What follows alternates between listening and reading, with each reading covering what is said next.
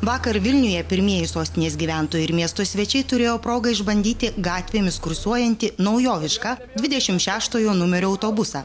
Šis autobusas vaistinių tinklo Kamelija iniciatyva yra vienintelis toks mieste, kuris keleivius veža nemokamai ir be to nemokamai tikrina sveikatą.